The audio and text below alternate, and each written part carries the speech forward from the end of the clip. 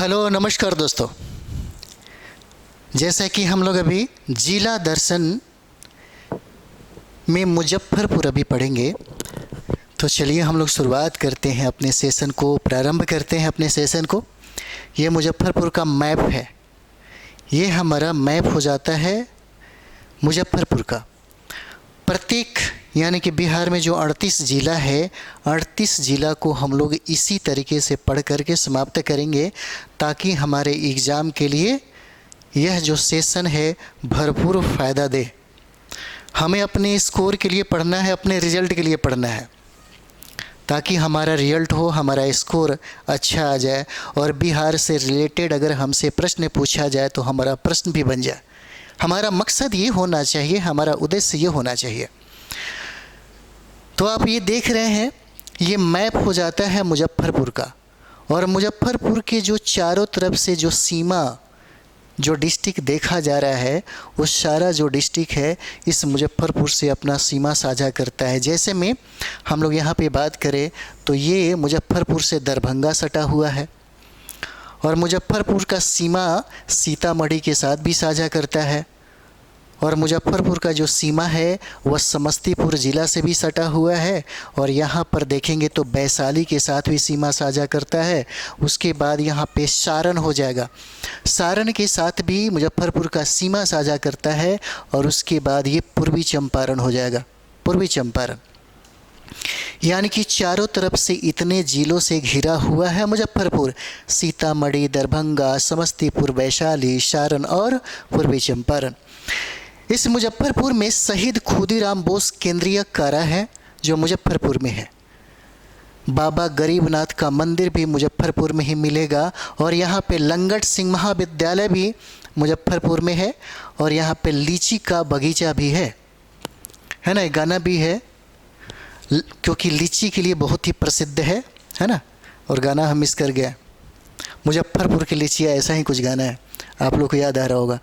चलिए, अशोक स्तंभ भी है यहाँ पर, और यहीं पर रमन देवी मंदिर भी है, और इसके MCH मुजफ्फरपुर में ही स्थापित है। तो ये हो जाता है मैप, है ना। चलिए आगे हम लोग बढ़ते हैं, जिला दर्शन एक नज़र में हम लोग देखेंगे, है ना। तो चलिए, ये बिहार का मैप है, बिहार का मैप है, और यही है मुजफ्फरपुर जो मैप में हम लोग देख रहे हैं। इसीलिए आपके पास बिहार का मैप होना ज़रूरी है। बिहार के मैप से ही बहुत सारी चीज़ें हैं जो हम लोग आराम से पढ़ सकते हैं। सबसे पहले अगर हम लोग बात करें मुजफ्फरपुर एक नज़र में, तो कुल क्षेत्रफल इसका कितना हो जाएगा, 3122.56 वर्ग किलोमीटर हो जाता है मुजफ्फरपुर का क्षेत्रफल। यहाँ का जनसंख्या 48 लाख है ना, 48,01,062 हो जाएगा, और यहाँ पर विधानसभा की सीटों की संख्या 11 है, और लोकसभा सीटों की संख्या 1 हो जाएगा। यहाँ पर जैसे में कुछ बातें हम लोग यहाँ पर करते हैं, है ना। जैसे में आप देख सकते हैं, देश की पहली, यानी कि यह भारत के पहला, यानी कि देश की पहली जो है वन हेल्थ लैब जो है, इसकी शुरुआत मुजफ्फरपुर में ही हुआ। वन हेल्थ लैब की शुरुआत मुजफ्फरपुर में हुआ, और ये जो है देश की पहली है, यानी कि देश की पहली वन हेल्थ लैब की स्थापना मुजफ्फरपुर में ही किया गया। उसके बाद हम लोग नेक्स्ट जो फैक्ट है हमारा, मुजफ्फरपुर के शेरपुर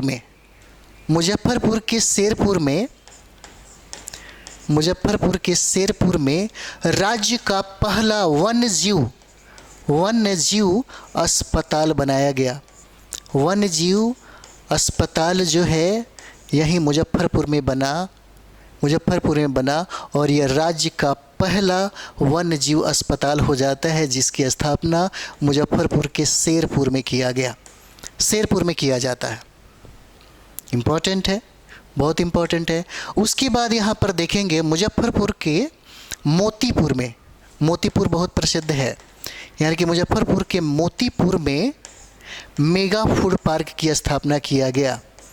मेगा फूड पार्क की स्थापना किया गया यहीं पर। मेगा फूड पार्क की स्थापना मुजफ्फरपुर के मोतीपुर में किया गया। प्रश्न कभी कभी ये भी पूछता है, अगर मुजफ्फरपुर ऑप्शन में ना दे, अगर ऑप्शन में मोतीपुर दे, तो यही आंसर आपका सही होगा। और मोतीपुर में ही इथेनॉल प्लांट की स्थापना किया गया। यहीं पर इथेनॉल प्लांट की स्थापना की गई। यानी कि मुजफ्फरपुर में इथेनॉल प्लांट की स्थापना मोतीपुर में किया गया। ये भी फैक्ट आपके लिए इम्पॉर्टेंट हो जाता है। उसके बाद यहाँ पर देखिएगा, मुजफ्फरपुर में ही कृषि ट्रेनर सेंटर की स्थापना किया गया। यहीं पर ही कृषि ट्रेनर सेंटर की स्थापना मुजफ्फरपुर में ही किया गया, यहीं पे। और सबसे इम्पोर्टेंट क्या है, भिखारियों के द्वारा बैंक खोला गया मुजफ्फरपुर में। यहीं पर ही भिखारियों के द्वारा बैंक खोला गया, जो इम्पोर्टेंट है।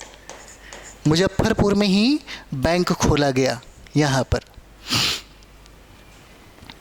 उसके बाद एक और फैक्ट्स भी हम लोग देख लेते हैं। बाबा गरीबनाथ धाम में फूलों की होली खेली गई। फूलों की होली खेली गई। और उसके बाद यहाँ पर देखिए, मुजफ्फरपुर में ही पहला टॉयलेट क्लिनिक की स्थापना किया गया यहीं पर ही। और ये स्थापना हुआ कूढ़नी प्रखंड में, जो इम्पोर्टेंट है। कूढ़नी प्रखंड में इसका स्थापना किया गया। यानी कि पूछा जा सकता है आपसे कि पहला टॉयलेट क्लिनिक बिहार के किस ज़िलों में स्थापित हुआ, तो ये मुजफ्फरपुर हो जाएगा। और मुजफ्फरपुर के कूढ़नी प्रखंड में इसकी स्थापना किया गया। उसके बाद एक और फैक्ट भी देख लीजिए आप लोग, है ना। MSME के द्वारा एग्रो क्लस्टर का निर्माण किया गया। एग्रो क्लस्टर का निर्माण किया गया और यह निर्माण हुआ मुजफ्फरपुर में। मुजफ्फरपुर में MSME के द्वारा जो है एग्रो क्लस्टर का निर्माण किया गया है ना। चलिए, उसके बाद हम लोग यहाँ पर देखेंगे स्थापना और नामकरण। इसका स्थापना यानी कि मुजफ्फरपुर का जो स्थापना है 1875 में किया गया,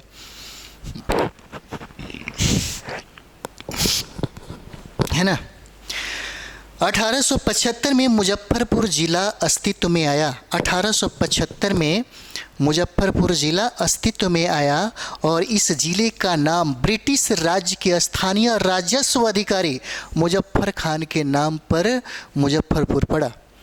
प्रमुखता की बात करें तो मुजफ्फरपुर में लीची की भूमि के नाम से प्रसिद्ध है। मुजफ्फरपुर लीची की भूमि के नाम से क्या है, प्रसिद्ध है, बहुत ही प्रसिद्ध है ये। अगला पॉइंट हम लोग देखेंगे यहाँ पर, है ना। चलिए, भौगोलिक स्थिति की अगर हम लोग बात करें तो इसके उत्तर में पूर्वी चंपारण और सीतामढ़ी हो जाएगा। जैसे आप मुजफ्फरपुर देख रहे हैं यहाँ पर, तो यहाँ पर ये पूर्वी चंपारण हो जाएगा, है ना, जिसको ईस्ट चंपारण कहा जाता है। चलिए, यहाँ पर हो जाएगा, है ना, ये हो जाएगा पूर्वी चंपारण। और यहाँ पे जो हम लोग देख रहे हैं इसको, ये हम लोग बोलते हैं सीतामढ़ी। यानी कि उसके उत्तर में पूर्वी चंपारण और सीतामढ़ी हो जाएगा। इसके उत्तर में पूर्वी चंपारण और सीतामढ़ी हो जाएगा। और दक्षिण में अगर देखिएगा तो वैशाली और सारण होगा। इसके दक्षिण में यहाँ पर ये है वैशाली और यहाँ पर ये हो जाएगा सारण। यानी कि वैशाली और सारण मुजफ्फरपुर के दक्षिण में है। पूर्व की बात करें तो यहाँ पर देखिए, पूर्व में दरभंगा और समस्तीपुर है। तो पूर्व में यहाँ पर ये हो जाएगा दरभंगा और ये हो जाता है समस्तीपुर हो जाएगा। और इसके पश्चिम में अगर देखते हैं, ये मुजफ्फरपुर है, इसके पश्चिम में देखिए तो पश्चिम में ये देखिए सारण है और यहाँ पर गोपालगंज है। और इसी गोपालगंज में सबसे ज़्यादा लिंगानुपात है। सर्वाधिक लिंगानुपात वाला जो जिला है यही गोपालगंज है। गोपालगंज के बाद सिवान और सिवान के बाद स्थान सारण का आता है लिंगानुपात में आएगा। मुजफ्फरपुर की हम लोग अगर बात करें तो जनसंख्या के मामले में इसका तीसरा स्थान है।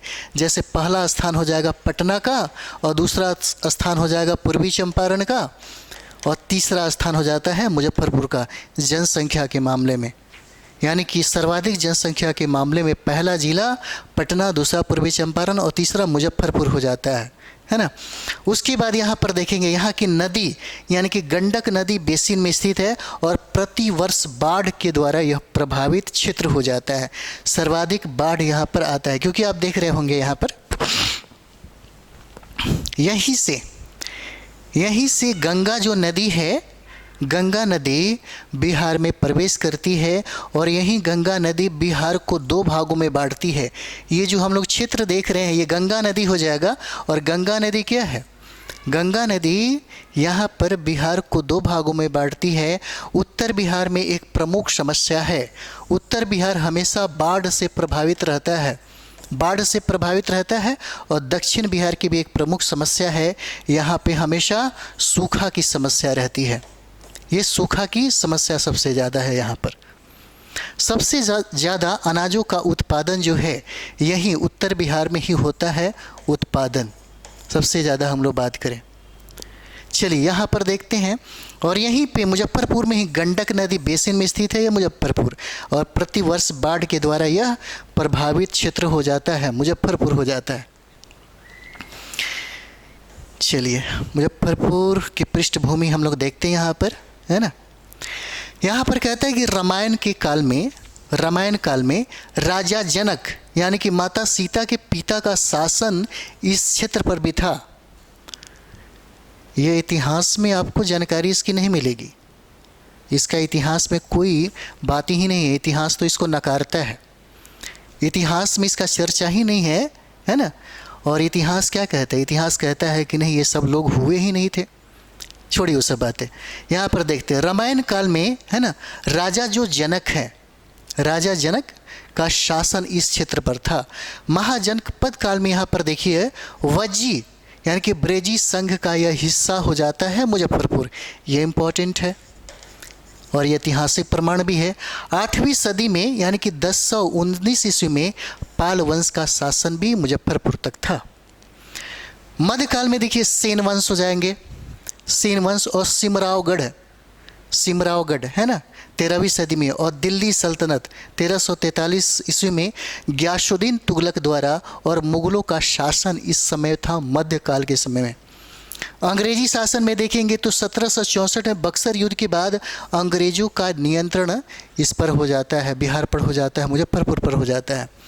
स्वतंत्रता संग्राम से संबंधित घटनाएं देखिए। खुदीराम बोस, बहुत बार प्रश्न पूछता है। खुदीराम बोस 1908 ईस्वी में 18 वर्षीय स्वतंत्रता सेनानी खुदीराम बोस ने मुजफ्फरपुर के जिला जज किंग्सफोर्ड पर बम फेंका, जिसके बाद उन्हें फांसी की सज़ा दी गई। और इनके साथ एक और भी थे, चापेकर बंधु, जिन्होंने बाद में आत्महत्या कर लिया, लेकिन खुदीराम बोस को 1908 में इनको फांसी की सज़ा दी गई।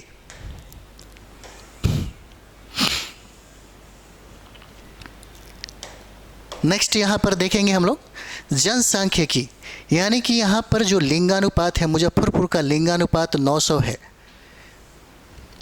जनगणना, बिहार की जनगणना 2011 के अनुसार हम लोग बात कर रहे हैं। यहाँ का समान लिंगानुपात 900 है, और 0 से 6 आयु वर्ग में लिंगानुपात 915 हो जाता है। प्रशासनिक विभाजन की बात करें तो अनुमंडल 2 हैं यहाँ पर, और प्रखंडों की संख्या 16 हो जाएगा। अंचल और तहसील जो है वह 16 हो जाते हैं। मृदा प्रकार और कृषि की बात करें तो यहाँ पे जलोढ़ मिट्टी है, बलुई दोमट मिट्टी है, और चिकनी मिट्टी हो जाएगा, चिकनी दोमट मिट्टी हो जाएगा। चावल, गेहूँ, मक्का, आलू, ईख, आम, लीची यहाँ की प्रमुख फसलें हो जाती है। और उद्योग की बात करें तो उर्वरक एवं चमड़ा प्रमुख उद्योग यही मुजफ्फरपुर में ही हैं। उर्वरक और चमड़ा प्रमुख उद्योग यही मुजफ्फरपुर में हो जाता है। उसके बाद दर्शनीय स्थल में तो बाबा गरीबनाथ का मंदिर मुजफ्फरपुर में है, रमन देवी का मंदिर भी मुजफ्फरपुर में है, और चतुर्भुज मंदिर भी है ना, ये बहुत प्रसिद्ध है यहाँ के लिए। चतुर्भुज मंदिर भी मुजफ्फरपुर में है और श्री राम का मंदिर भी मुजफ्फरपुर में ही है। अन्य स्थलों में जुब्बा शाहनी पार्क इम्पॉर्टेंट है, जुब्बा शाहनी पार्क, खुदीराम बोस संग्रहालय मुजफ्फरपुर में और रामचंद्र खादी संग्रहालय भी है आपको मुजफ्फरपुर में।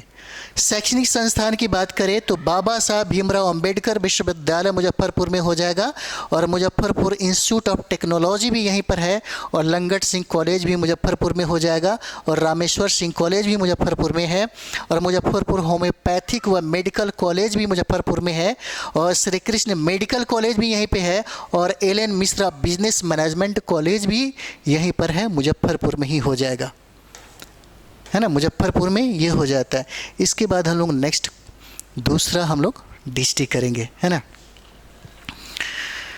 तो चलिए हम लोग मिलते हैं नेक्स्ट वीडियो में और आप लोग का सपोर्ट इतना अच्छा मिल रहा है और अच्छा लग रहा है, बहुत बढ़िया लग रहा है ना।